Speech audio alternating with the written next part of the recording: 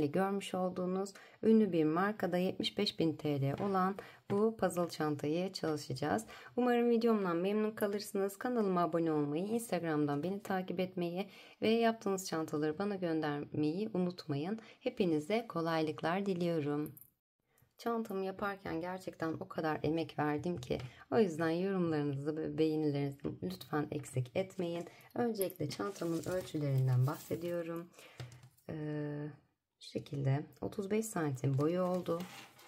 Yine 35 santim eni oldu çantamın. Çantamı yaparken öncelikle büyük parçalarımdan başlıyorum. Bu şekilde 1, 2, 3 ve arka parçasında da, arka kısmında da aynı şekilde bir üçgenim mevcut. Bu şekilde büyük olarak 4 tane üçgen parça kullanıyorum. Daha sonrasında küçük parçamı yapıyorum. Küçük üçgenimi yapıyorum. 1 ve 2 adet bundan kullanıyorum. Ve yan kısımlar içinde şu şekilde sağ ve sol kısmı içinde ayrı ayrı iki parça kullanıyorum. Bunların yapımlarının ikisi de farklı. Video içerisinde zaten bahsediyorum. İkisini de ayrı ayrı yapımını anlattım. Çantamın yapımı bu şekilde. En son tabanı yapıyorum. Tabanı söylemeyi unuttum. Çantam bu şekilde. Malzemelerine gelecek olursam bu şekilde bir aksesuar kullandım. Deri aksesuar, Eva çanta aksesuardan temin ettim. Açıklama kısmına linkini ekleyeceğim. Oradan ulaşabilirsiniz. İstediğiniz renkte de yaptırabilirsiniz. 3,5 milim tığ kullanıyorum. 3 ayrı renk kullanıyorum. Renklerimi ayrı ayrı gram olarak ölçtüm. Kahverengimden 200 gram kullandım. Turuncudan 50 gram kullandım ve krem renginden de 150 gram kullandım. Bu ortalama tabii ki birebir olmuyor ama fazla söylüyorum ki sıkıntı yaşamayın diye. Toplamda 400 gram ip kullanmış oldum. Malzemelerim bu şekilde. Çantamın katlanmış şeklini de göstereyim en son sizlere. Şöyle bakın. Şu şekilde bıraktığımızda gayet güzel bir görüntü elde ediyor. Yine çantam bu şekilde. Dediğim gibi yorumlarınızı ve beğenilerinizi lütfen eksik etmeyin. Hepinize kolaylıklar diliyorum. Çantamızın yapımına başlayalım. Çantam için öncelikle bu şekilde 6 adet üçgen oluşturuyorum. Bu üçgenlerimin bakın 2 tanesi bu şekilde bu renk büyük parça.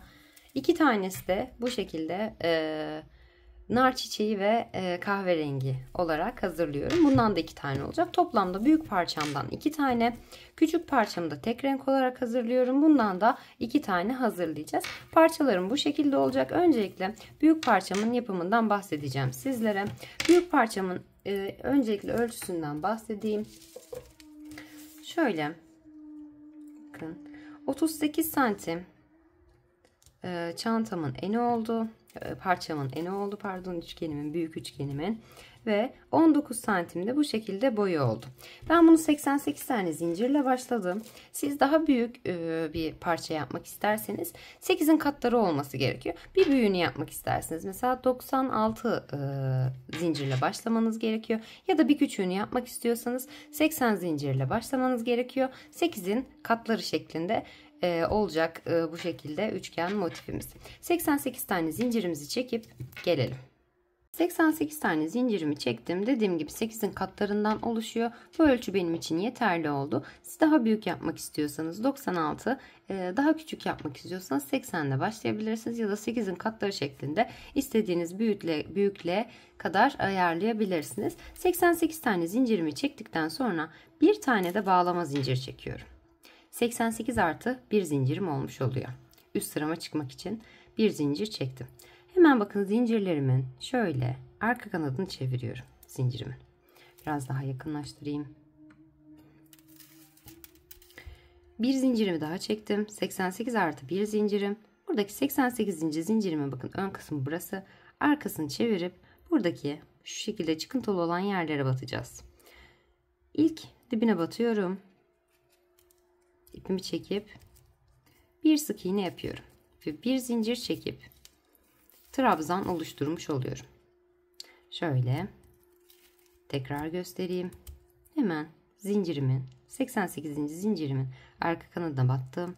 İpimi çektim. İkisini birlikte alarak bir sık iğne oluşturdum. Bir zincir çekip trabzan oluşturmuş oldum. Başta eksiltme yapacağım için bu trabzanımı kısa tutuyorum. O yüzden bir zincir çektim. Bir sık iğne, bir zincir yaptım. İpimi üzerine doladım. Yanındaki zincirimin yine bakın arka kanadına. Şuradaki çıkıntılı yere batıyorum. İpimi çekiyorum. 3 tane ilmeğim var. İkisini birlikte çekip topluyorum. Kapatmıyorum. İpimi üzerine doluyorum. Yanındaki zincirimi de yine arka kanadına batıyorum. İpimi çekiyorum. İkisini birlikte çekiyorum. Toplamda 3 ilmeğim oluyor. Hepsini birlikte çekerek başta eksiltmemi yapıyorum. İpimi üzerine doluyorum. Yanındaki zincirimin arka kanadına batıyorum. İpimi çekiyorum ve bir ikili trabzan yapıyorum. İpimi üzerine doluyorum. Yanındaki zincirimin bakın arka kanadına yine batıyorum. İpimi çekiyorum. Bir ikili trabzan yapıyorum. Bu şekilde bu arada zincirlerimi çok sıkı çekmiyorum ya da çok geniş de çekmiyorum. Biraz hani arkadaki kanatlara batabilmem için, daha rahat batabilmem için bu şekilde biraz orta halli aslında çekiyorum. İpimi üzerine doladım. Yanındaki zincirimin de yine arka kanadına batıyorum. İpimi çekip bir ikili trabzan yapıyorum. İpimi üzerine doluyorum. Yanındaki zincirimin de yine arka kanadına batıyorum. İpimi çekiyorum ve bir ikili trabzan yapıyorum. İpimi üzerine doladım. Yanındaki zincirimin yine arka kanadına bir ikili trabzan yapıyorum. Bu şekilde zincirlerimin arka kanatlarına batarak ikili trabzanlarımı oluşturuyorum. Bakın şu eksiltmemden itibaren sayıyorum. Şu kısmı saymıyorum. Şöyle daha net gözüküyor galiba. Şurada eksiltmemi yaptım. Şuradan sonrasını sayarak toplamda eksiltmemden sonra 39 tane ikili trabzan elde ediyorum. Eksiltmemden sonraki 39 tane sık iğnemi ördüm. Bakın tekrar göstereyim. Şurası benim eksiltmem. Şu kısmım. Şöyle 1, 2, 3 sayıyoruz. Burası eksiltmemiz. Buradan sonrasında 39 tane trabzanımızı örüyoruz. 39 trabzanımı ördüm. Yanındaki bir zincirimin arka kanadına bir trabzan. Yanındaki zincirimin arka kanadına bir trabzan. 2 oldu. 39 tane trabzanımdan sonra 2 trabzan yaptım. Yanındaki zincirimin arka kanadına 3. trabzanım ve yanındaki zincirimin arka kanadına 4. trabzanımı yaptım. Baştan eksiltmemden itibaren 39 tane trabzan yaptım ve 39 trabzanımdan sonra da 4 tane daha trabzan oluşturdum. Burada eksiltmemi yapacağım. Şöyle ipimi biraz uzun bırakıyorum. Bakın dibindekini de sayıyorum. Son yaptığım trabzanı 1, 2, 3 ve 4. İlk yaptığım 39 trabzanımdan sonra ilk yaptığım trabzanımın tepesine şu şekilde önden arkaya doğru tığımı batıyorum. İpimi alıp şu şekilde içerisinden çekiyorum. Dördünü birden eksiltmiş oluyorum bu noktada. İpimi üzerine doluyorum. Eksiltmemi bu şekilde yapıyorum. Tekrar göstereyim İsterseniz. İnşallah sökülmez. Tekrar. Evet. Bakın 4 tane 39 trabzanından sonra 4 trabzanımı yaptım. Bu 4 trabzanımın ilkine tığımı önden arkaya doğru batıyorum. İpimi alıp arkadan öne doğru çekiyorum ve eksiltmemi yapmış oluyorum. İpimi üzerine doluyorum. Burada 4 tane eksiltmemi yaptım. İpimi üzerine doluyorum. Yanındaki zincirimin arka kanadına bir trabzan yapıyorum. Yine ipimi üzerine doluyorum. Yanındaki zincirimin arka kanadına bir trabzan yapıyorum. 2. İpimi üzerine doluyorum. Yanındaki zincirimin arka kanadına bir trabzan yapıyorum. Bu şekilde eksiltmemden sonra yine 39 tane trabzan örüyorum. Her bir zincirimin arka kanadına birer tane trabzan yaparak 39 tane trabzan örüyorum. Sonda 3 tane zincirim kalıyor. Bakın eksiltmemden önce 39 tane trabzan yaptım. Eksiltmemden sonra da 39 tane trabzan yapıyorum. Ve sondaki 3 zincirim kalıyor. Eksiltmemden sonra da bakın şuradan Eksiltmemden sonra da 39 tane trabzanımı ördüm ve sondan 3 tane zincirim kalmış oldu. Bu noktada hemen bakın, başta eksiltme yapmıştım. Üçünü birlikte toplamıştım. Sonda da yine aynı işlemi yapacağım. İpimi üzerine doluyorum. Şuradaki zincirimin ipini de arada gizleyeceğim ben. İpimi üzerine doluyorum. Buradaki zincirimin ilkine arka kanadına yine tığımı batıyorum. İpimi çekiyorum. 3 tane ilmeğim oluyor. İkisini birlikte çekiyorum, kapatmıyorum. İpimi üzerine doluyorum. Şöyle biraz sıkılayacağım. Evet.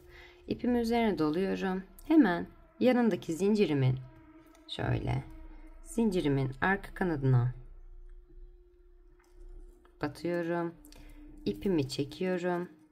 İkisini birlikte çekiyorum, kapatmıyorum. İpimi üzerine doluyorum. Şöyle şurayı arada almayı unuttum. İpimi üzerine doladım.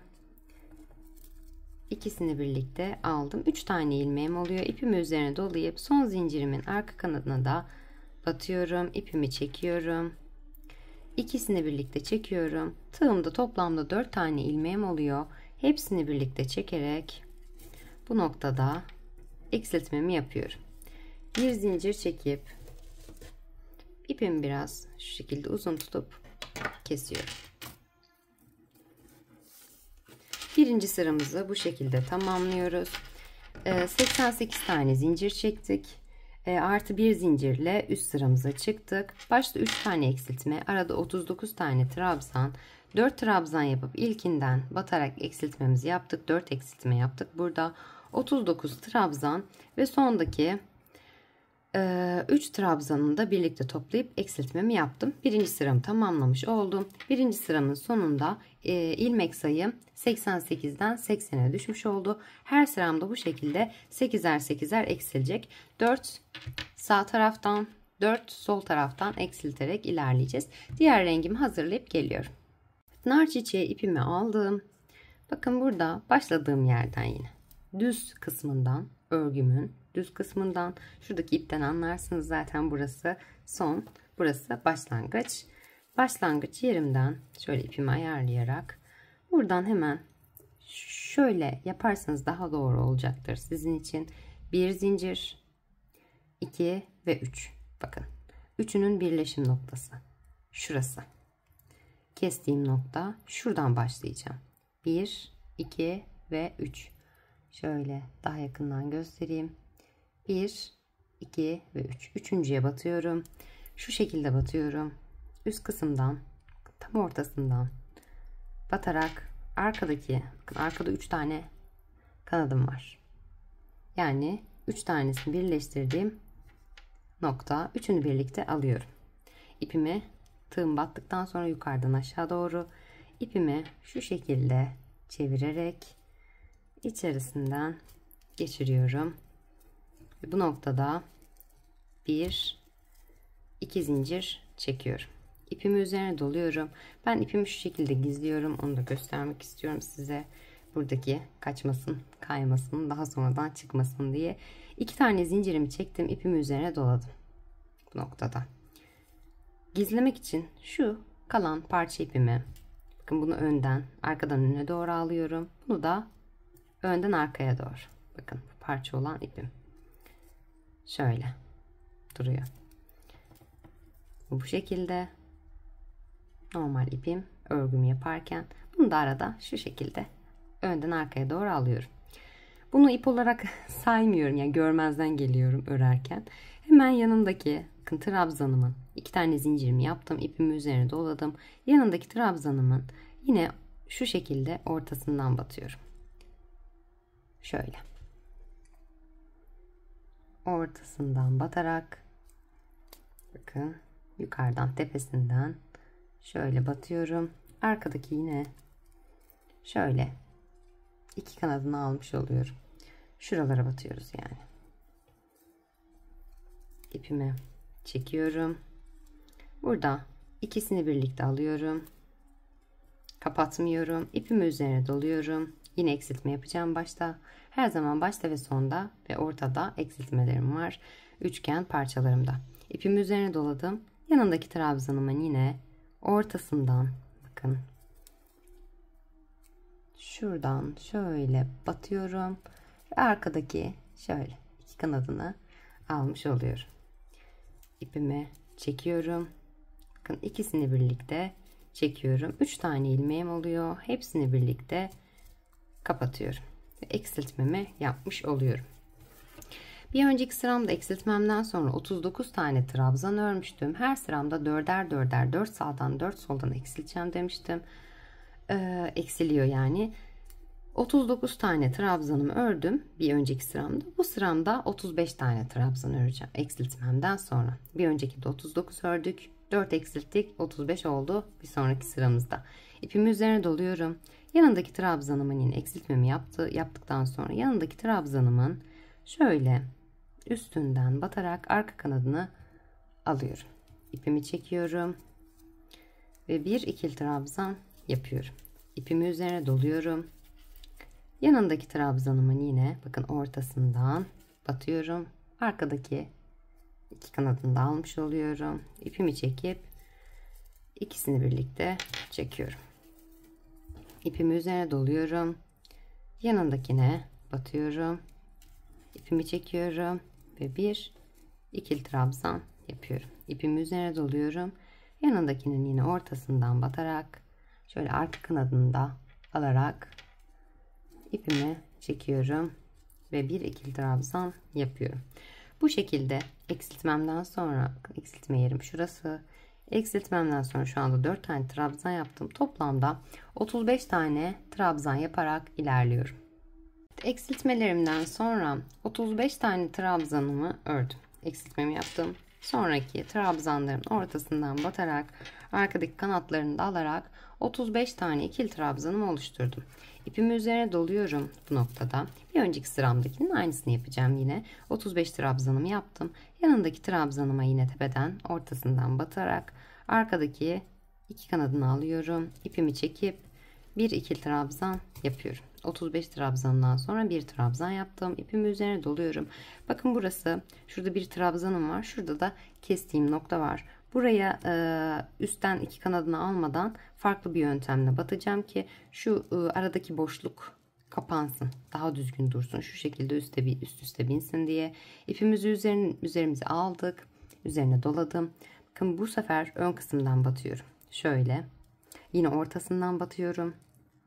Öndeki iki kanadını alıyorum ve şuradaki ilk trabzanımın bakın ilk trabzanımın şöyle daha net gözükecek ikisini aldım. Şöyle ortadan batarak öndeki ikisini aldım ve hemen yanındaki şuradaki ilk trabzanımın şuradaki kanadına da batıyorum. Ve bunu önden değil battıktan sonra tığımı bu iki trabzanın arasından arkaya atıyorum. İpimi çekiyorum. Ve bu şekilde ikili trabzan yapıyorum. Tekrar göstereyim. Burada önden bakın eksiltmemden bir önceki trabzanımdayım. İpimi üzerine doladım. Ortasından battım ama bu sefer ön tarafa doğru batıyorum. İki kanadını aldım. Hemen yanındaki trabzanımın da şuradaki kanadına batıp tığımı arkaya geçiriyorum. Bakın battım. Şu aradaki boşluktan şuradan geçiriyorum. İpimi çekiyorum. Bakın gayet düzgün durdu. Bir ikili trabzan yapıyorum. 35 tane trabzanımı yaptıktan sonra 2 tane ikili trabzan oluşturdum. İpimi üzerine doluyorum. Hemen yanındaki trabzanıma yine ortadan batarak arkadaki iki kanadını alıyorum. Ve 3. ikili trabzanımı yapıyorum. Burada ortada boşluk oluyor. Ona takılmayı topladığımızda kapanıyor. İpimi üzerine doluyorum. Hemen yanındaki trabzanıma da ortasından batıyorum üst tepesinden. Arkadaki kanadını alarak bir ikili trabzan daha yapıyorum. 35 tane trabzandan sonra 4 tane ikili trabzan oluşturdum. 1, 2, 3 ve 4. Dördüncüye önden arkaya doğru battım. İpimi çektim ve sıkıladım. Bu şekilde. eksiltmemi yaptım. İpimi üzerine doluyorum. Bu eksiltmemden önce bu kenarda 35 tane ikili trabzan yapmıştım. Diğer sol tarafında da her birinin yine tepelerinden arkadaki iki kanadını alarak birer tane ikili trabzan yapacağım. Toplamda 35 tane ikili trabzan yapıyorum ve sonda 3 tane ikili trabzanım kalmış oluyor. 35 trabzanımı örüp geliyorum. Evet, eksiltmemden sonra, ortadaki eksiltmemden sonra 35 tane ikili trabzanımı ördüm. Sonda bakın arada ipimi de gizledim ben. Siz en sonda gizleyebilirsiniz iğneyle ama ben örerken gizlemek benim için daha kolay oluyor. O yüzden örerken gizliyorum. Şu şekilde aralarda yürüttüm. İpimi üzerine doluyorum. Bakın sonda 3 tane trabzanım kaldı. 3 tane ilmeğim var. İpimi üzerine doladım. İlkine tığımı yine aynı şekilde batıyorum. İpimi çekiyorum. İkisini birlikte çekiyorum, kapatmıyorum. İpimi üzerine doluyorum. İkincisine de arka kanatında alarak batıyorum. İkisini birlikte çekiyorum. 3 tane ilmeğim oluyor, kapatmıyorum. Sonuncuyu şu şekilde yapıyorum. İpimi üzerine doluyorum. Bakın buradan battım. Yine şuradaki 4 taneyi alıyorum. Ön taraftan alıyorum. Arka taraftan şöyle geçiriyorum. Bakın. Daha yakından göstereyim. Şurası son 3. trabzanım. Ortasından battım. Ön kısımdan yapıyorum bu işlemi. Şu şekilde batarak 4 tanesini birlikte batıyorum. İpimi bu noktada çekiyorum. Ve ikisini birlikte topluyorum. Ve 4 tane ilmeğim oluyor. Hepsini birlikte çekerek eksiltmemi yapıyorum. Bir zincir çekiyorum. İpimi biraz uzun bırakarak gizlerken rahat olsun diye kesiyorum. İkinci sıramda bu şekilde tamamlamış oldum. Başta üçünü birlikte topladım. 2 zincirle çıktım. Üçünü birlikte topladım. 35 tane trabzan yaptım. Aradaki 4 eksiltmemi yaptım. 4 trabzanımı yapıp ilkine arkadan batarak hepsini birlikte topladım. Sonraki 35 trabzanımı ördüm ve sonunda yine üçünü birlikte toplayarak eksiltmemi yaptım. Bir önceki sıramda 80 olan trabzan sayım, 80'e düşen trabzan sayım bu sıramda 72'ye düşmüş oldu. Dediğim gibi her sıramda 8'er 8'er düşerek ilerliyoruz. Sağ tarafımda 4 tane, sol tarafımda 4 tane trabzan eksiltmiş oldum. Burada 39 yaptım ilk sıramda. İkinci sıramda 35 trabzan yaptım. Bir sonraki sıramda da 31 trabzan yapacağım. Rengimi de ayarlayıp hemen geliyorum. Yine kahverengime geçeceğim. 3. sıramdayım. Yine aynı şekilde başlangıcımı yapıyorum. Bakın şuradan saydığımda 1, 2 ve 3.'ye batıyorum. Tepeden şöyle arka kanadını bakın netleştirmedim. Şöyle. Ama niye netleşmedi ya? Bekliyorum. Evet. Şöyle. 1, 2, 3. 3.'ye gerçekten netleştirmedi bir türlü. 1, 2, 3.'ye şöyle batıyorum. Arkadaki 3'ünü şöyle. Bakın. 1, 2, 3.'ye battım. Arkadaki 3'ünü aldım. İpimi, kahverengi ipimi şu şekilde alarak doluyorum. İpimi çekiyorum. Ve 1-2 zincir çekiyorum. 2 tane zincirimi çektim. İpimi üzerine doluyorum. Şunu da gizliyorum demiştim. Bakın ipimi üzerine doladıktan sonra fazla kalan ipimi önden arkaya doğru atıyorum şöyle. İpimi üzerine doladım. Bunu görmezden geliyorum bu arada. Hemen yanındaki trabzanımın yine ortasından batarak arkadaki 2 kanadını da yine alarak hep örgümü bu şekilde ilerletiyorum. Arkadaki 2 kanadını da alarak ipimi çekiyorum. İkisini birlikte çekiyorum, kapatmıyorum. Biraz sıkılıp kaybediyorum. İpimi üzerine doluyorum. Yanındaki trabzanımı da yine ortasından batarak arkadaki 2 kanadını alıyorum. İpimi çekiyorum. İkisini birlikte çekiyorum. 3 tane ilmeğim oluyor. Hepsini birlikte toplayarak eksiltmemi yapıyorum. İpimi üzerine doladım. Hemen yanındaki trabzanıma bir ikili trabzan yapıyorum. İpimi üzerine doluyorum. Yanındaki trabzanıma bir ikili trabzan yapıyorum. Artık söylememe gerek yok diye düşünüyorum. Hep ortalardan arka kanatlarını da alarak batıyoruz. Trabzanlarımızı bu şekilde ilerletiyoruz. Bütün örgülerimiz, bütün çantamız boyunca bu şekilde ilerliyor.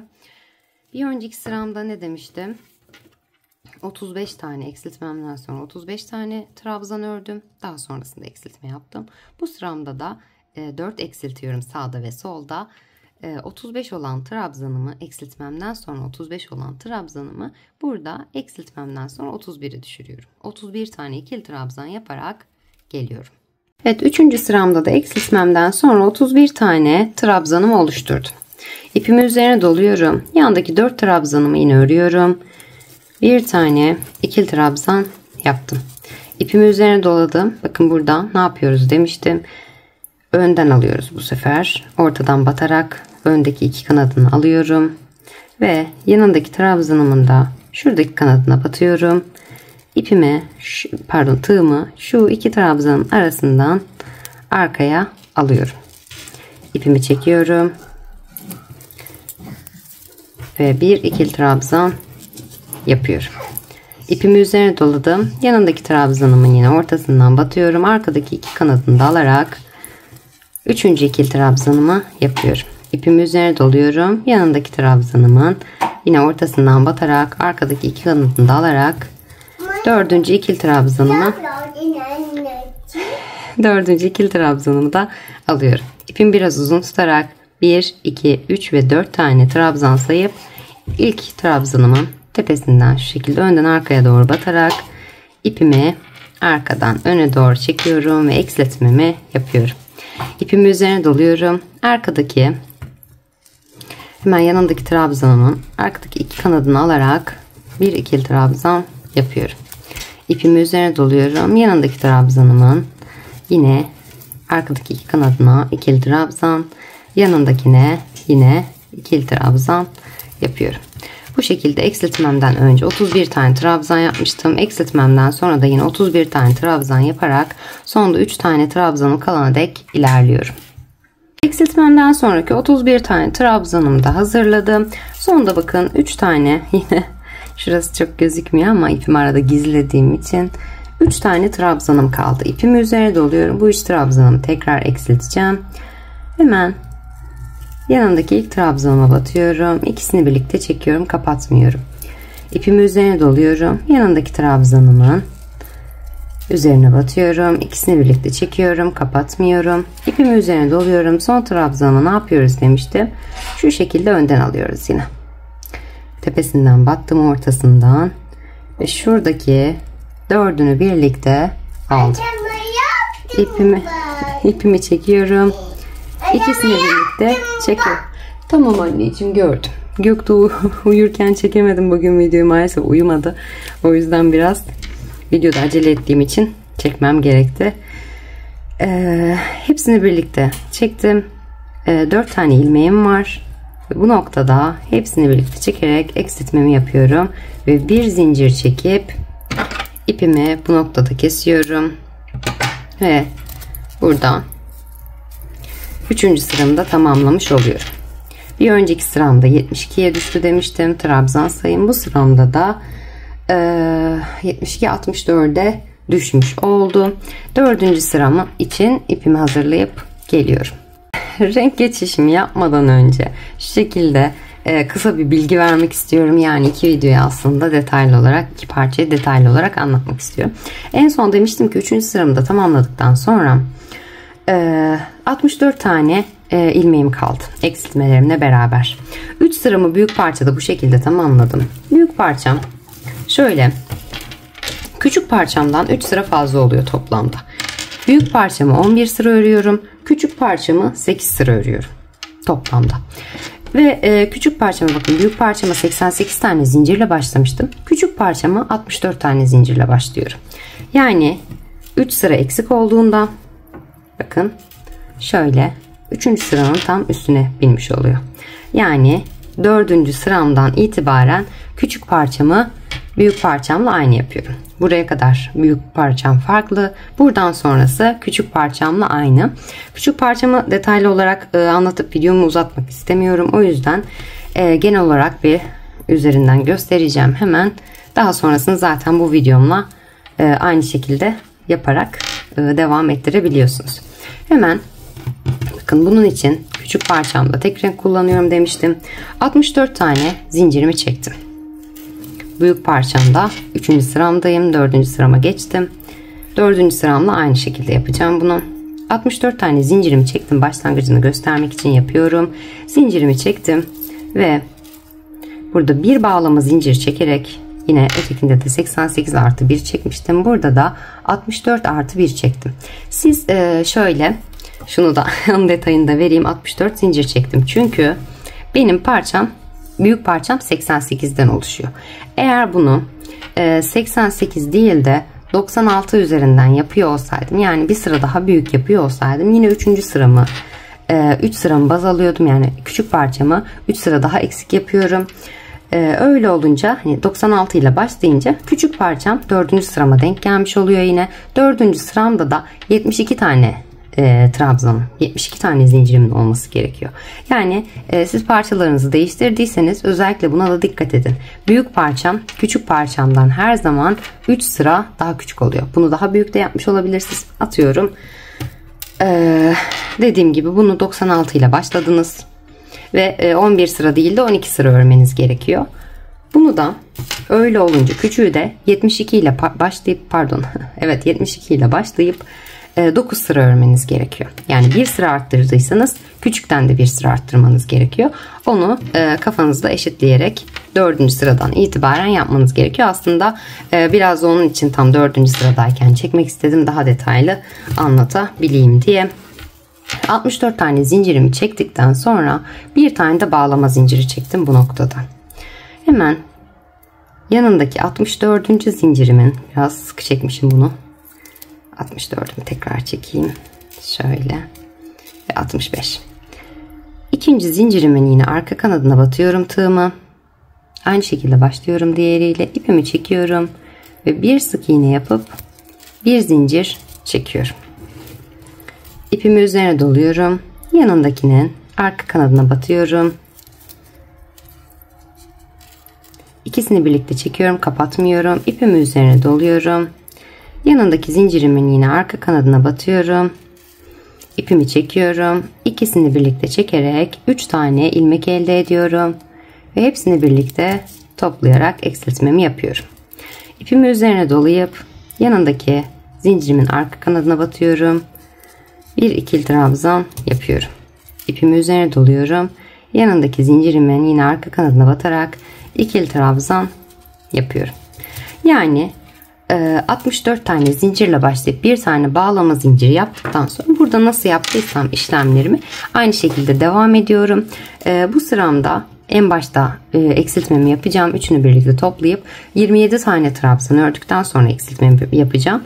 Diğer küçük parçamda da yine aynı şekilde 3 tane eksiltmemi yaptıktan sonra yandaki trabzanlarımın her birine birer tane, zincirlerimin her birine birer tane trabzanımı yaparak 27 tane trabzanımı oluşturduktan sonra tekrar geliyorum. Detaylı olarak yine ilk sıramı göstereyim. Devamını zaten hep birlikte yapacağız. Evet, eksiltmemden sonra 27 tane trabzanımı yaptım küçük parçam için. Burada hemen 4 tane trabzanımı daha yapıyorum. 1, yanındaki zincirime 2,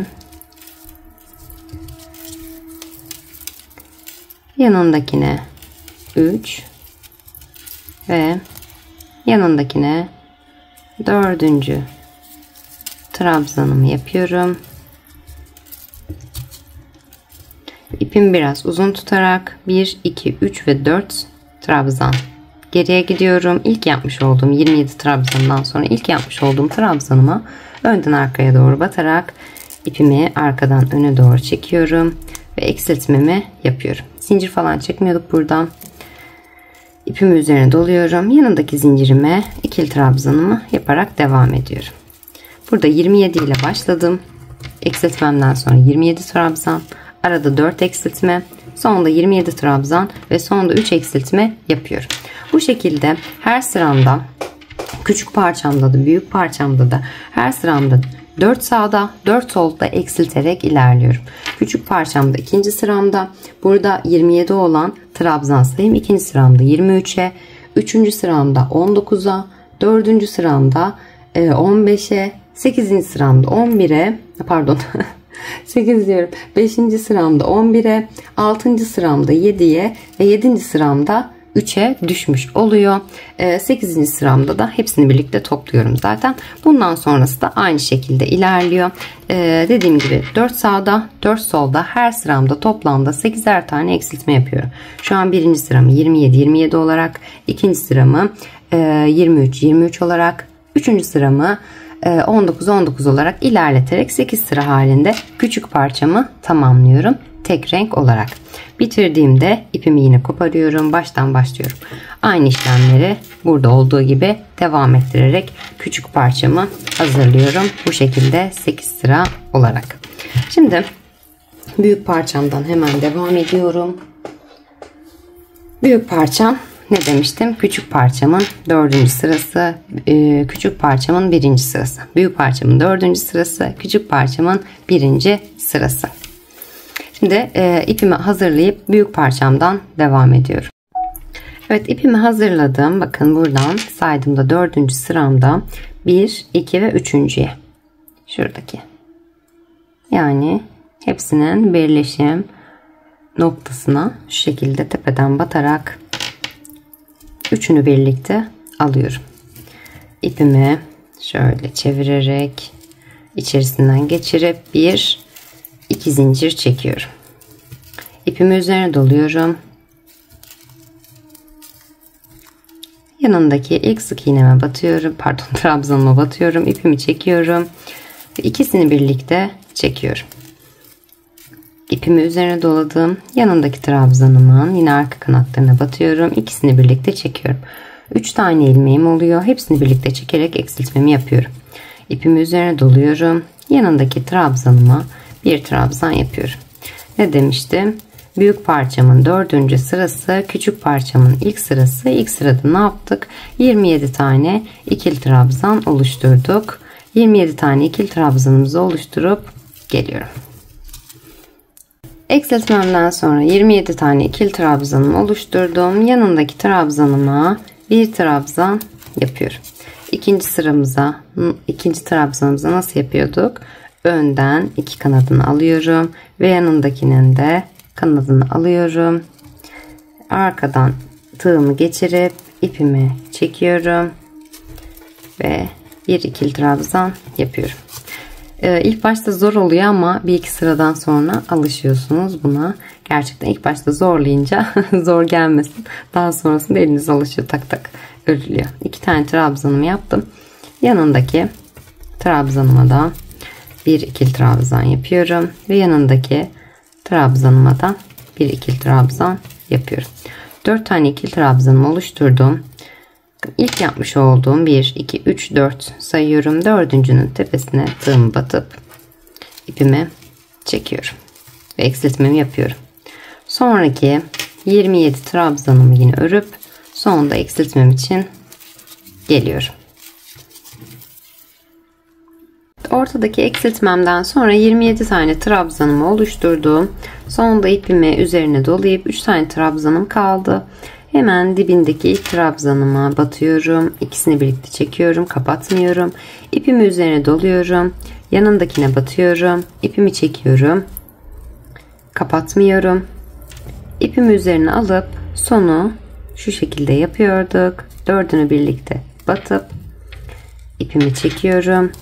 İkisini birlikte çekip 4 tane ilmek oluşturuyorum tığımda ve hepsini birlikte çekerek eksiltmemi tamamlıyorum. Ben bir zincir çekip bu noktada ipimi kesiyorum. Evet, küçük parçamın 1. sırasını bu şekilde tamamlıyorum ve büyük parçamın da 4. sırasını bu şekilde tamamlıyorum. Hemen kahverengi ipime geçiş yapıyorum. Küçük parçamı aynı renkle devam ettiriyorum, yine kahverengi ile. Hemen bakın 1, 2 ve 3.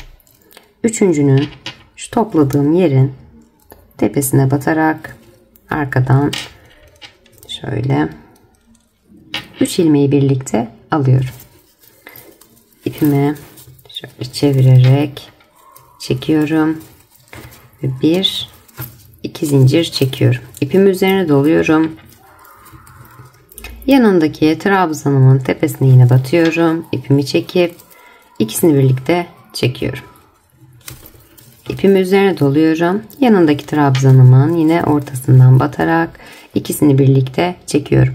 3 tane ilmeğim oluyor. Hepsini birlikte çekerek eksiltmemi yapıyorum. İpimi üzerine dolayıp yanındaki trabzanıma bir ikili trabzan, yanındakine dediğim gibi hep ortadan batarak örüyoruz. İkili trabzan. Yamulmalar oluyor, en son ütülemeden düzelmiyor maalesef.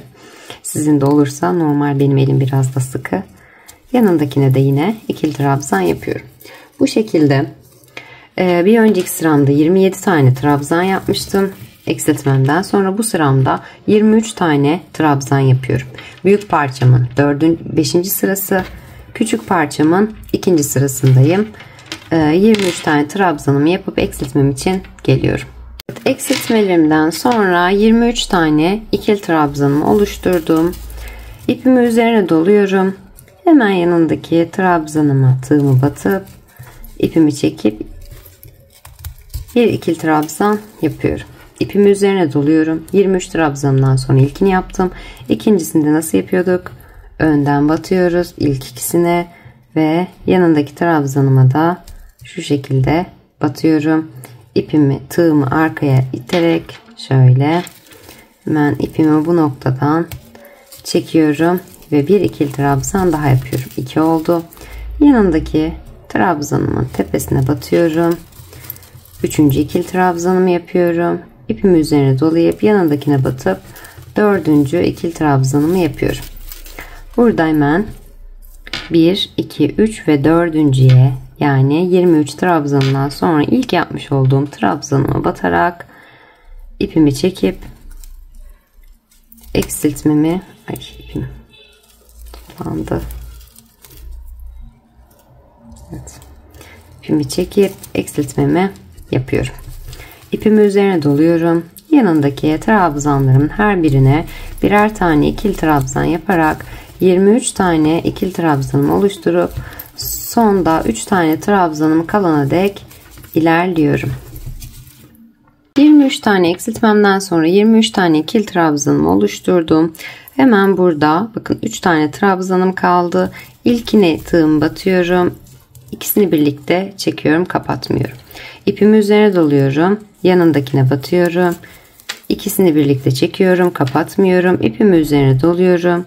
Buna önden batarak 4'ünü birlikte alıyorum ve hepsinden birlikte ipimi geçirerek ikisini birlikte çekiyorum. 4 tane ilmeğim oluyor. Hepsini birlikte çekerek bir zincir çekiyorum. Eksiltmemi yapıp ipimi kesiyorum. Büyük parçamın bu şekilde 5. sırasını tamamlıyorum. Küçük parçamın da 2. sırasını tamamlamış oluyorum. Büyük parçamın 6. sırası için buradan 1, 2 ve 3.'ye batıyorum. Üçüne birlikte batıyorum. Şöyle bakın. Eksiltmemi yaptığım, hepsini topladığım yer şuradan sayınca 1, 2, 3. 2 tane zincir çektiğimiz için başta.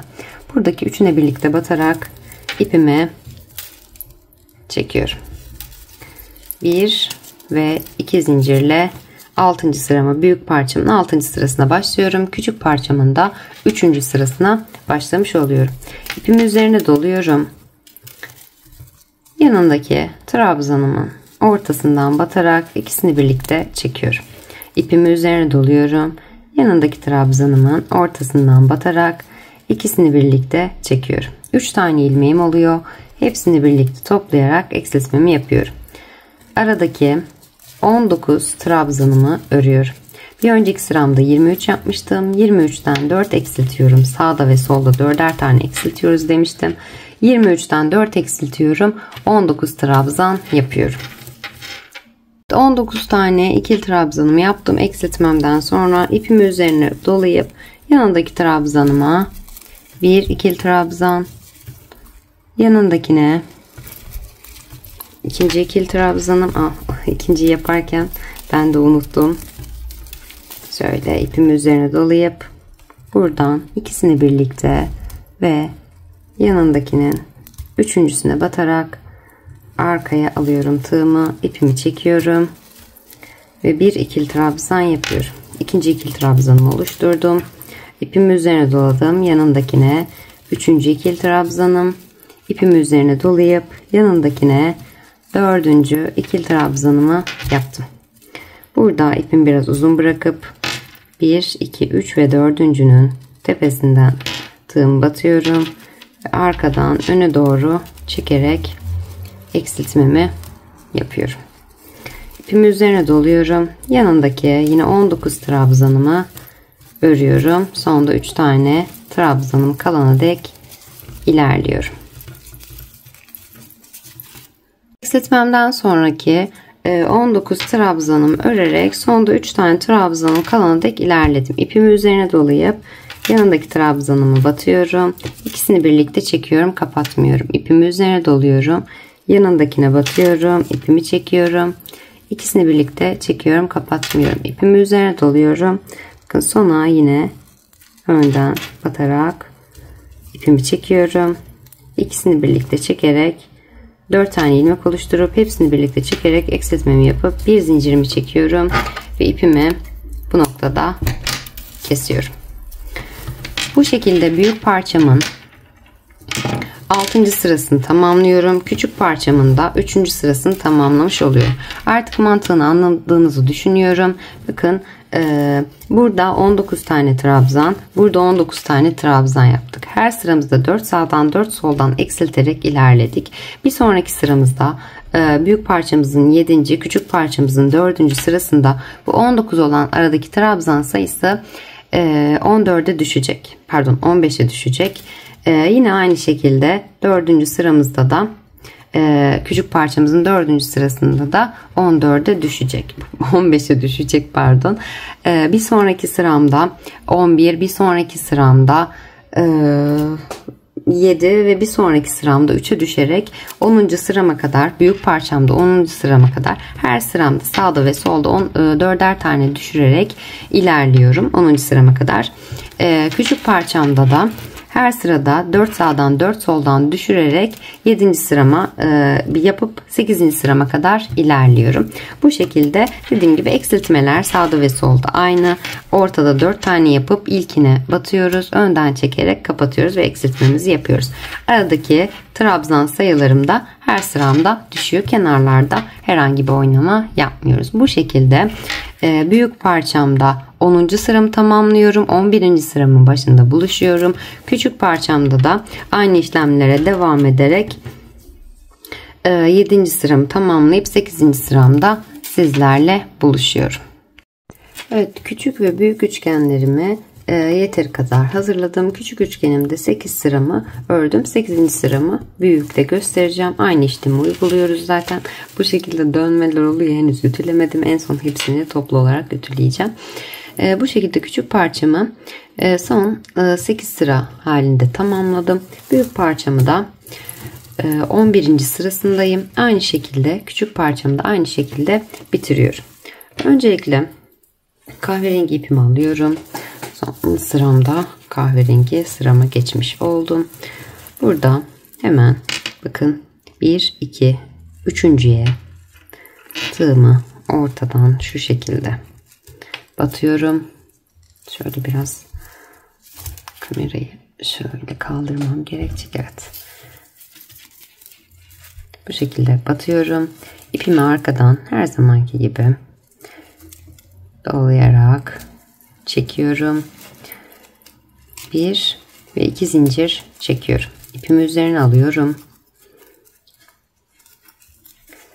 Yanındaki ilk trabzanıma tığımı batıyorum. İpimi çekiyorum. İkisini birlikte çekiyorum, kapatmıyorum. İpimi üzerine doluyorum. Yanındaki trabzanıma batıyorum. Arka kanadıyla birlikte yine ikisini birlikte çekiyorum, kapatmıyorum. Hepsini birlikte toplayacağım bu sıramda. İpimi üzerine doluyorum. Bakın eksiltmemden bir öncekindeyim. Bunu nasıl yapıyorduk? Şu şekilde önden, orta kısımdan önden batarak üçüne arkaya alıyorum ipimi, tığımı, ipimi çekip ikisini birlikte topluyorum. Şuradaki ipimi artık bırakacağım. İpimi üzerine alıyorum. Şuradakini de şöyle çevireyim. İpimi üzerine alıyorum. Hemen yanındaki trabzanıma batıyorum. İpimi çekiyorum. İkisini birlikte çekiyorum. Kapatmıyorum. 1, 2, 3 ve 4 kere battım. Baştaki zincirimle beraber 5 ilmeğim oldu. İpimi üzerine doluyorum. Hemen şuradaki ipimi de alayım. Yanındakine batıyorum. İpimi çekiyorum. İkisini birlikte çekiyorum. 6 ilmeğim oldu. İpimi üzerine alıyorum. Hemen yanındakine batıyorum. İpimi çekiyorum. İkisini birlikte çekerek 7 tane ilmeğimi oluşturmuş oluyorum. İpimi üzerine alıyorum. Bakın burada son eksiltme yaptığım yerdeyim. Burayı da nasıl yapıyorduk? Üçüne birden, biraz sık yapmışım zincirime. Üçüne birden batıyorum. İpimi, o kadar zorlandım ki o kadar sıkı örmüşüm. Evet, ipimi çekiyorum. İkisini birlikte topluyorum. 2, 4, 6 ve 8 tane ilmeğim oldu tığımda. Hepsini birlikte topluyorum.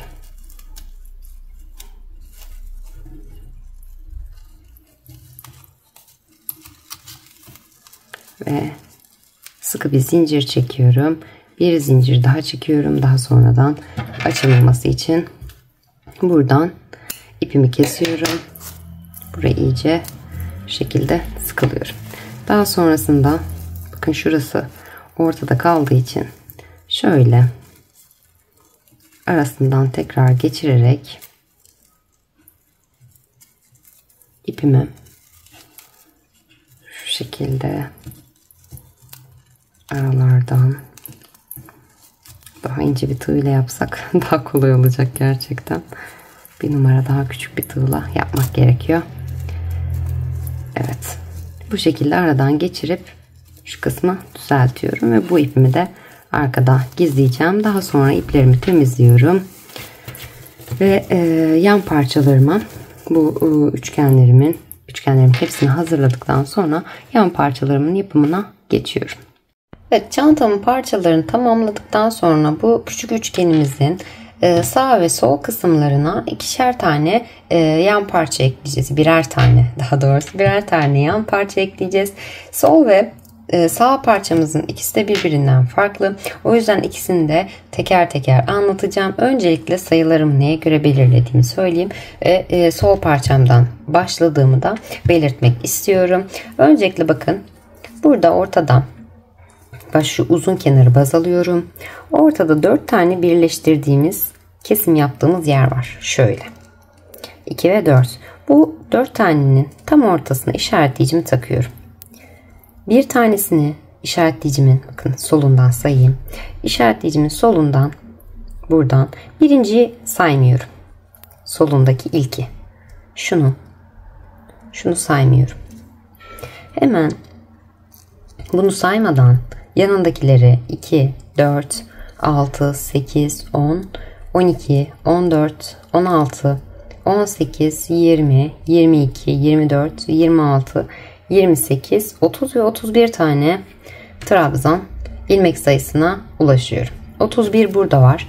Yine sağ tarafı da sayarken bakın burada da işaretleyicimden hemen sonrakini saymıyorum. Yanındakilerden başlıyorum. İlkini saymadım. 2, 4, 6, 8, 10, 12, 14, 16, 18, 20, 22, 24, 26, 28, 30 ve 31 tane de bu tarafta ilmeğim oluşmuş oldu. Buradaki dediğim gibi ilk ikileri saymıyorum. Bu benim tepe noktama denk gelmiş oluyor. Yan kısımlarını yapmak için 31 tane zincirle başlıyorum. Öncelikle sol kısmımdan başlıyorum. 31 zincirimizi çekip gelelim. Evet, ben 31 tane zincirimi çektim. Sizin parçanız daha büyük ya da daha küçükse bu sayı değişecektir. Gösterdiğim gibi ortadaki kısmı baz alarak kenardan bir tane atlayarak ilmeğinizi belirleyebilirsiniz. Benim için 31 tane yeterli oldu. 31 zincirimi çektim ve burada bir zincir daha çekiyorum. Üst sırama kullanmak için. Hemen arka kanadını çeviriyorum yine. 31. zincirimin arka kanadına tığımı batıyorum. Biraz zor batıyorum. İpimi çekiyorum. Ve bu noktada bir sık iğne yapıyorum. Ve bir zincir çekiyorum. Bir sık iğne, bir zincir yaptım. İlk başta yine bir tarafta eksiltme, bir tarafta arttırma yapacağız bu parçamızda. İlk başta sol parçamın ilk başında arttırma yapacağım. İpimi üzerine doladım. Pardon, eksiltme yapacağım. İpimi üzerine doladım. Yanındaki zincirimin arka kanadına batıyorum. İpimi çekiyorum. İkisini birlikte çekiyorum. Kapatmıyorum. İpimi üzerine doluyorum. Yanındaki zincirimin arka kanadına batıyorum. İpimi çekiyorum. İkisini birlikte çekerek topluyorum. 3 tane ilmeğim oluyor. Hepsini birlikte çekip eksiltmemi yapıyorum. İpimi üzerine doluyorum. Eksiltmemi yaptım ilk başta. Yanındaki zincirimin yine arka kanadına batıp ipimi çekiyorum. Bir ikili trabzan yapıyorum. İpimi üzerine dolayıp yanındaki zincirimin arka kanadına batıyorum. Bir ikili trabzan yapıyorum. Bu şekilde her bir trabzan zincirimin arka kanatlarına batarak birer tane ikili trabzan yaparak 27 tane ikili trabzan elde ediyorum. Sonunda bir tane zincirim kalana dek ilerliyorum. Evet, sol parçamın eksiltmelerinden sonra 27 tane trabzanımı ördüm. Sonunda bir tane zincirim kaldı. İpimi üzerine doladım. Son zincirimin yine arka kanadına batıyorum. Şöyle ipimi geçireyim aradan. İpimi çekiyorum. Bir ikili trabzan yapıyorum. İpimi üzerine doluyorum. Aynı yere çok dönüyor gerçekten. Bu biraz daha sertmiş. İpimi üzerine doladım. Aynı yere tekrar batıyorum. Bir ikili trabzan daha yapıyorum.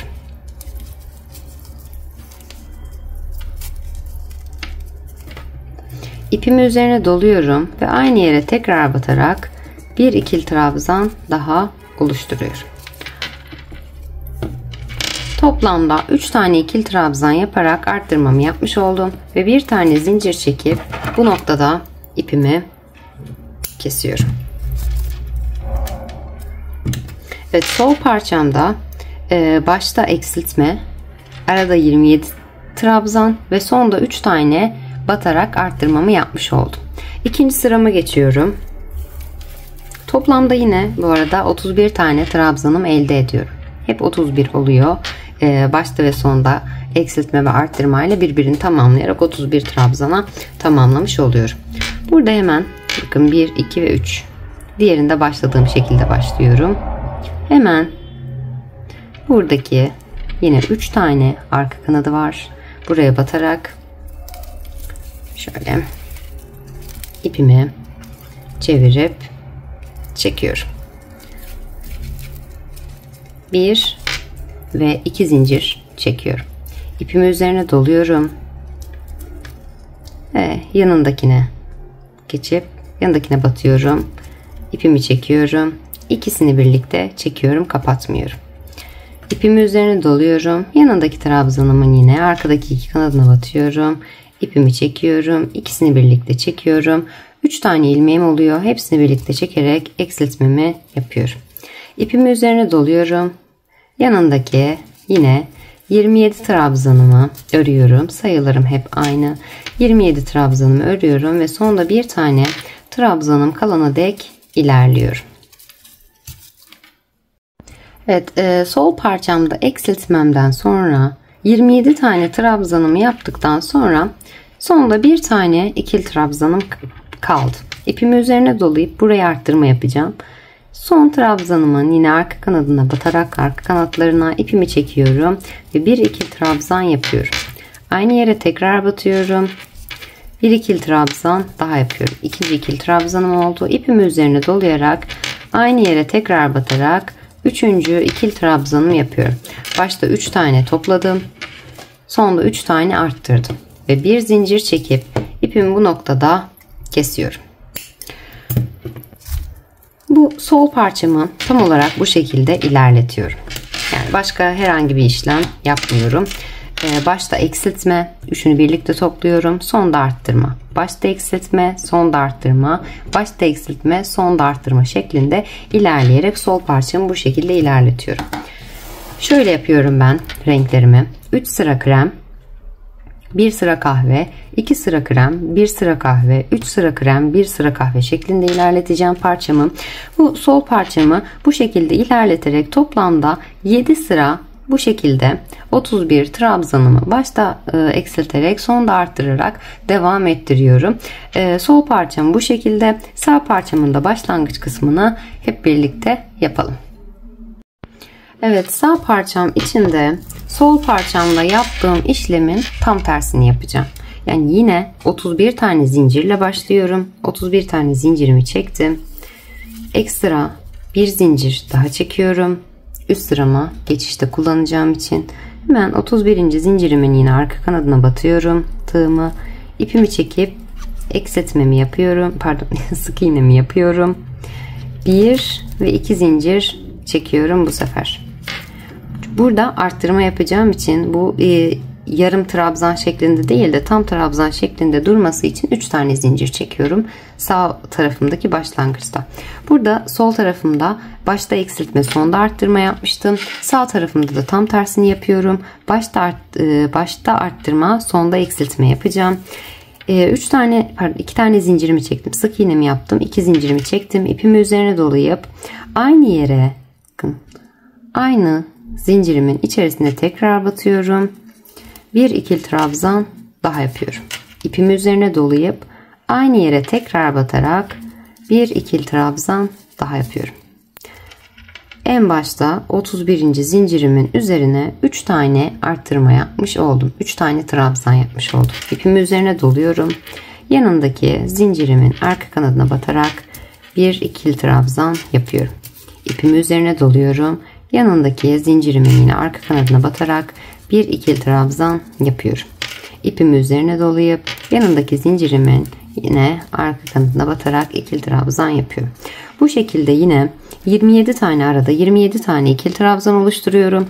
Sonda 3 tane zincirim kalıyor.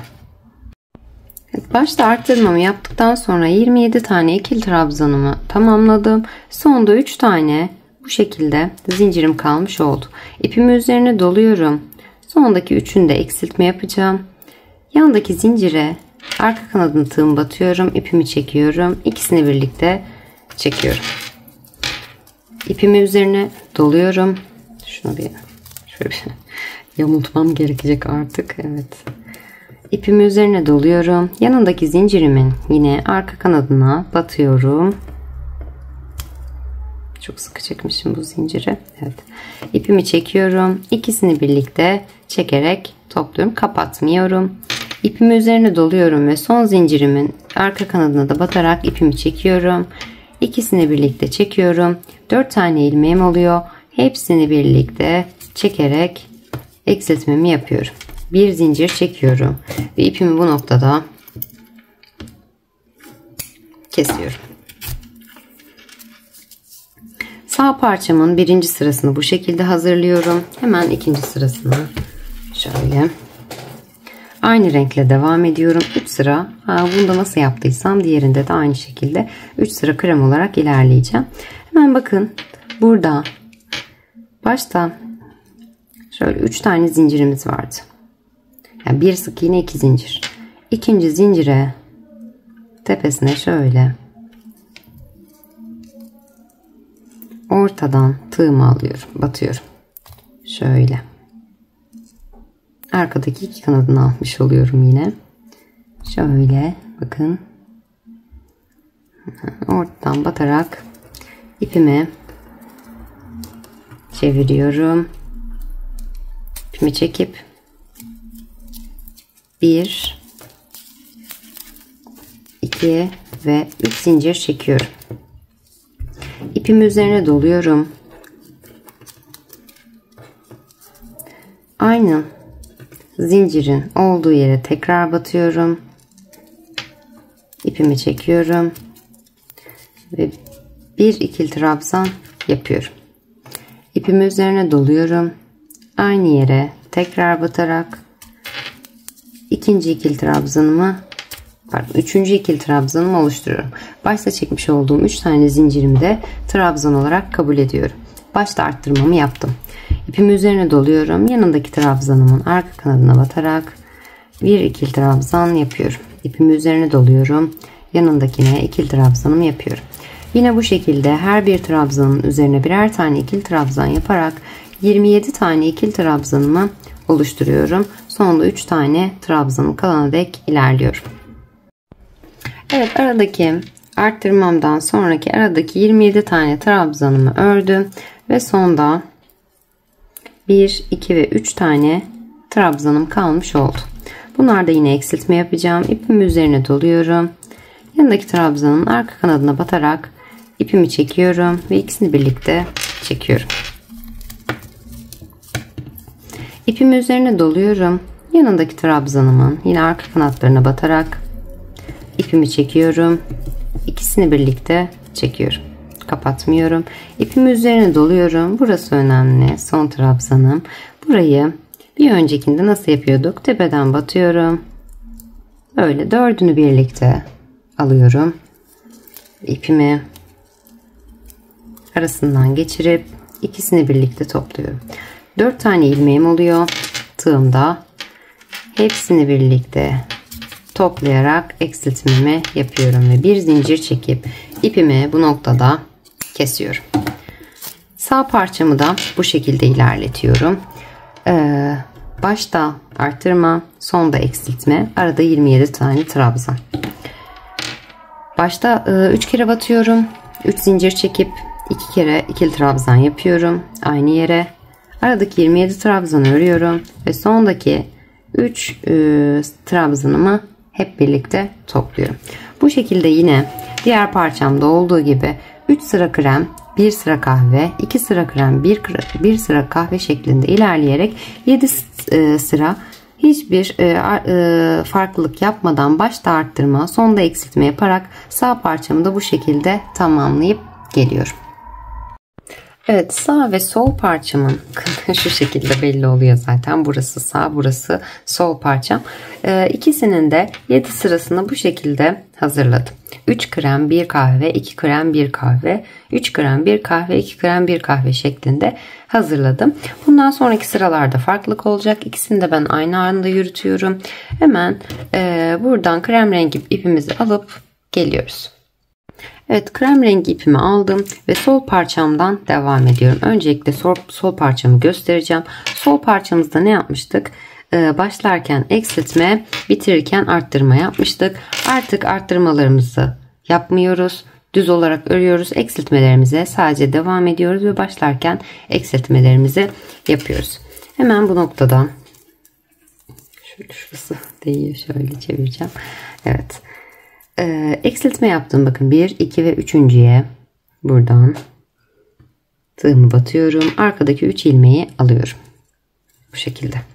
İpimi, krem rengi ipimi alarak çevirerek çekiyorum. Ve 1, 2 zincir çekiyorum. İpimi üzerine alıyorum. Hemen yanındaki trabzanımın tepesine arkadan batıyorum. İkisini birlikte çekiyorum. İpimi üzerine alıyorum. Yanındaki trabzanımın yine ortasından batarak ipimi çekiyorum ve ikisini birlikte çekiyorum. Tığımda 3 tane ilmeğim oluyor. Hepsini birlikte çekerek eksiltmemi yapıyorum. İpimi üzerine alıyorum. Yanındaki trabzanıma bir ikili trabzan yapıyorum. İpimi üzerine alıyorum. Yanındaki trabzanıma bir ikili trabzan yapıyorum. Bu şekilde her bir trabzanıma birer tane ikili trabzan yaparak sonundaki trabzanıma kadar, sıra sonuna kadar örüyorum. Baştaki eksiltmemden sonra sol parçamdayım şu anda. Baştaki eksiltmemden sonra 27 tane ikili trabzan yaptım ve sonda bakın bir tane ikili trabzanım kaldı. İpimi üzerine doluyorum. Hemen son trabzanıma da tığımı batıp bir ikili trabzan yapıyorum. Artık arttırmaları bitiriyoruz demiştim. Bir zincir çekip ipimi bu noktada kesiyorum. Şu anda 8. sıramda tamamlamış oldum. 7. sıramda 31 tane trabzanım vardı. 8. sıramda başta 3 tane eksiltme yaptım. Her birine birer tane ikili trabzan yaparak eksiltmemden sonra 28 tane trabzan oluşturdum. Ve eksiltmemle beraber toplamda 29 trabzanım oluşmuş oldu. Yani 8. sıramda 2 tane eksiltme yapmış oldum. Şimdi tekrar bir üst sırama geçiyorum. Yine bakın eksiltmemin olduğu yere batıyorum. Tepesine üçünü birlikte ipimin içerisinden geçiriyorum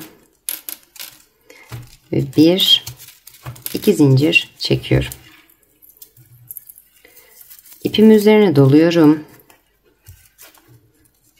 Hemen yanındaki ilk trabzanıma tığımı batıyorum. İpimi çekiyorum ve ikisini birlikte çekiyorum. İkili trabzan yapmıyorum. Eksiltme yapacağım yine başta. İpimi üzerine doluyorum ve yanındaki trabzanımın yine tepesine batıyorum. Arkadaki iki kanadına ikisini birlikte topluyorum. 3 tane ilmeğim oluyor. Hepsini birlikte çekerek eksiltmemi yapıyorum. 2 tane eksiltme yapmış oldum başta. Bu sıramda da 29 olan trabzan sayım 27'ye düşmüş olacak. İpimi üzerine doluyorum. Yanındaki trabzanıma bir ikili trabzan yapıyorum. Yanındakine bir ikili trabzan yapıyorum. Bu şekilde her bir trabzanımın üzerine birer tane ikili trabzan yaparak sıra sonuna kadar geliyorum. Evet, eksiltmemi yaptıktan sonra son trabzanın olduğu yere kadar geldim. Arada 25 tane trabzan yapmış oldum. İpimi üzerine doluyorum ve sondaki trabzanımın yine üzerine batarak, arka kanadına batarak bir ikili trabzan yapıyorum. 26 tane trabzanın bir eksiltmemle beraber 27 trabzanım oluşmuş oldu. Bir zincir çekip bu noktada hemen ipimi kesiyorum. Evet. Sol parçamı bu şekilde ilerletiyorum. Başta eksiltme, aralardaki tüm trabzanlarımın üzerine birer tane trabzan yaparak sıramı tamamlıyorum. Başta sadece eksiltme yapıyorum. Diğer trabzanları örüyorum. Her sıramda bu şekilde ikişer ikişer trabzan sayımda eksilme oluyor. 21. sıramı da bu şekilde tamamlayarak 22. sıramda tekrardan sizlerle buluşuyorum sol parçam için. Sol parçam bu. Sol parçam için. Gelelim sağ parçamıza. Sağ parçamızda ne yapmıştık? Başta arttırma, sonda eksiltme yapmıştık. Burada arttırmalarımızı bitiriyoruz. Sonda eksiltmelerimizi yapıyoruz. Aynı şekilde devam ediyoruz yani. İplerimi arada gizledim ama en son artık keseceğim. Bu arada bu şekilde yamuk durması gayet normal. Ütülediğimizde daha düzgün bir görüntü olacak. Şimdi toparlanıyor. Düz kısımları da ördükçe bu arttırma kısımları daha düzgün duracak. Bu arada ters tutuyormuşum alt taban kısmını. Şimdi sağdan arttırma, soldan eksiltme. Terse düze dikkat edelim de alt kısmını örmeyelim. Neredeyse ben orayı örecektim. Şey de söylemeyi unuttum sizlere. Onu da tekrar eklemek istiyorum. Sol parçamızı yaparken nasıl yapmıştık? 3 sıra krem, 1 sıra kahve, 2 sıra krem, 1 sıra kahve, 3 sıra krem, 1 sıra kahve, 2 sıra krem şeklinde aynı örüntüye devam ederek ilerleyeceğim ben. Siz tabi renk ayarını nasıl yapmak istiyorsanız ona göre de ayarlayabilirsiniz. Şu anda sağ parçamın 7. sırasında tamamladıktan sonra 8. sıramdayım. Artık başta arttırmalarımı yapmıyorum ama sondaki eksiltmelerime yine aynı şekilde devam ederek ilerleyeceğim. Krem rengi ipimi aldım. Kahveden sonra hemen kreme başlıyorum. Burada bakın 3 tane zincirim vardı. Bu 3 zincirimin hemen tepesine, üçüncüsüne tığımı batıyorum. İpimi çekip 1, 2 ve 3 zincir çekiyorum. Ay, bilekliğim dolaştı. Evet. İpimi üzerine doladım. 3 zincirimi çektikten sonra hemen yanındaki trabzana geçiyorum. Artık arttırmalarımı bitiriyordum. Yanındaki trabzanın tepesinden arka noktasından, arka kanadından batarak ipimi çekiyorum ve bir ikili trabzan yapıyorum. İpimi üzerine doluyorum. Hemen yanındaki trabzanımın üstünden yine bir ikili trabzan yapıyorum. Bu şekilde her bir trabzanın üzerine birer tane ikili trabzan yaparak sonda 3 tane trabzanım kalana dek ilerliyorum. Evet, baştan itibaren her bir trabzanıma birer tane ikili trabzan yaparak sonda 3 tane trabzanım kalana dek ilerledim. Toplamda baştaki 3 tane çekmiş olduğum zincirimle beraber 28 tane ikili trabzan elde etmiş oldum. Buraya kadar. Son 3 trabzanımda yine eksiltme yapıyorum. Tığımı batıyorum. İpimi çekiyorum. İkisini birlikte topluyorum. Kapatmıyorum. İpimi üzerine doluyorum. Yanındaki trabzanımın yine arka kanadına batıyorum. İkisini birlikte çekiyorum. Kapatmıyorum. İpimi üzerine doluyorum. Sonda nasıl yapıyorduk? Tepeden batıp 4'ünü birlikte alıyorum. Ve ipimi hepsinin arasından geçirip ikisini birlikte çekiyorum. 4 tane ilmeğim oluyor. Hepsini birlikte toplayarak eksiltmemi yapıp bir zincirimi çekiyorum. İpimi bu noktada kesiyorum.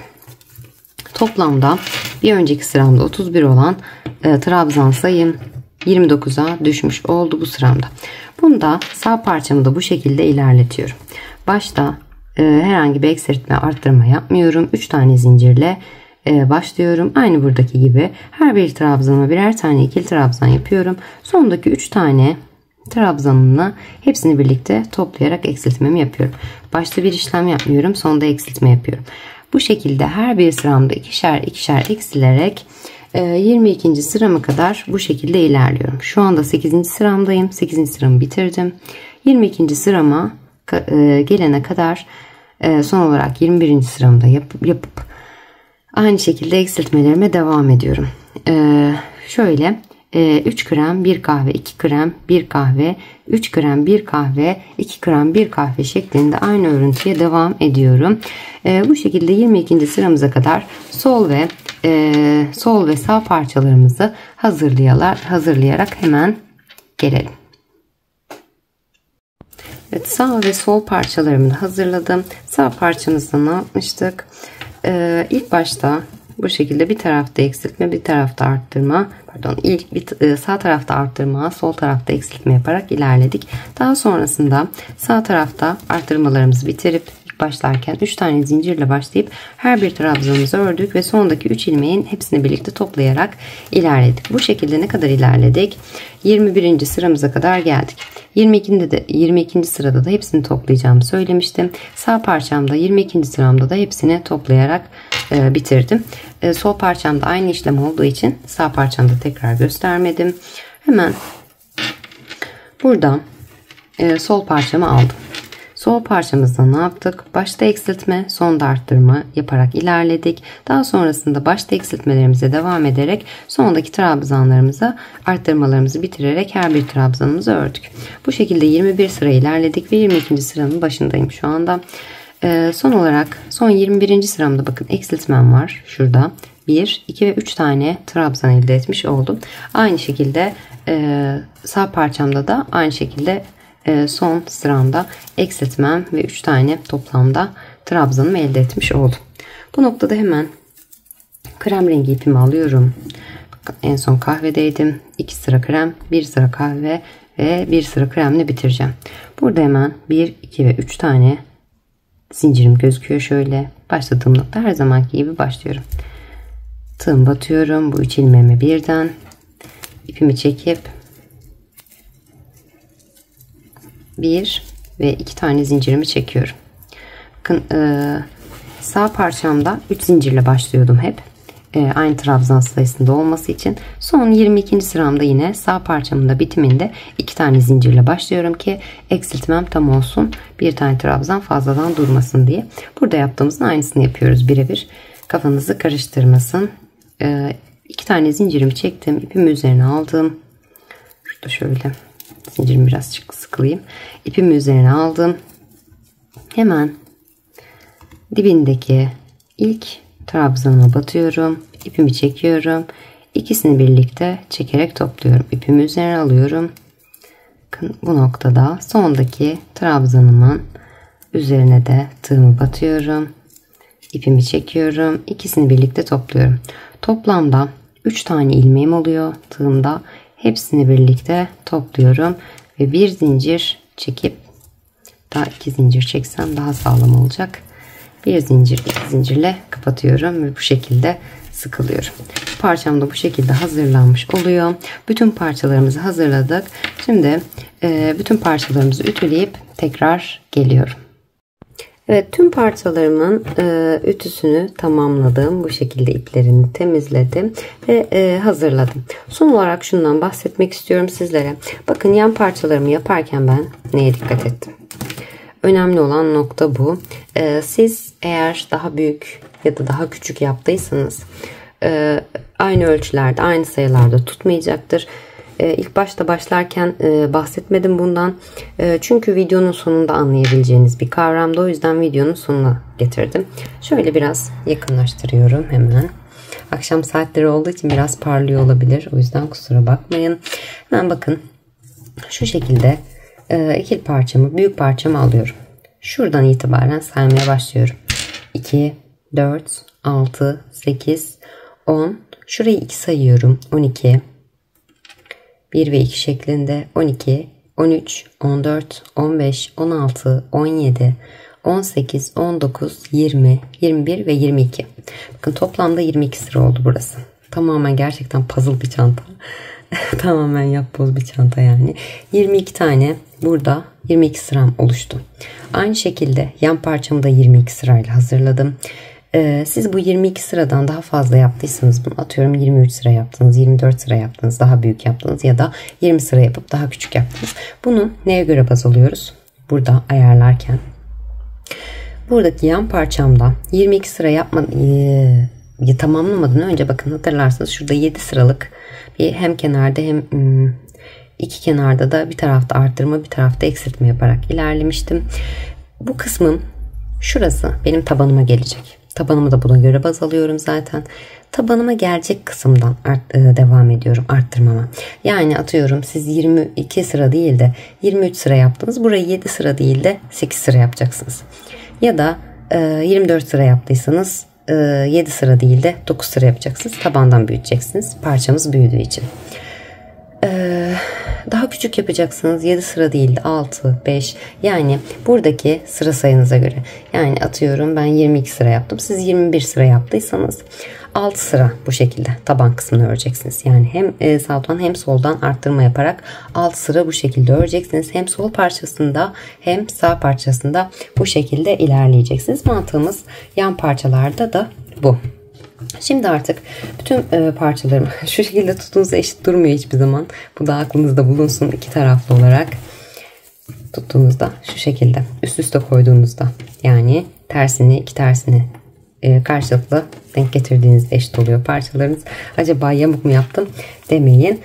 Bu şekilde parçalarımı hazırladım. Çantam toplamda bakın şöyle 4 büyük parçadan, 2 küçük parçadan ve bir yan parçadan oluşuyor. Bu çantamın gövde kısmı. Bu parçalarımı tamamladım. Artık taban yapımına ve birleştirme yapımına geçeceğim ama videom çok fazla uzadığı için, daha da fazla uzatmamak için 2 bölümden oluştuğunu söylemiştim. Taban kısmını ve birleştirme kısmını ikinci videomdan ulaşabilirsiniz. Açıklama kısmına linkini ekleyeceğim. O linkten ikinci bölümümüze, videomuzun, çantamızın yapımının ikinci bölümüne ulaşabilirsiniz. Umarım videomun bu kısmına kadar anlatımımdan memnun kalmışsınızdır. Yorumlarınızı, beğenilerinizi bekliyorum. Gerçekten çok uğraştırıcı bir çanta oldu. Emeğimi karşılıksız bırakmayın.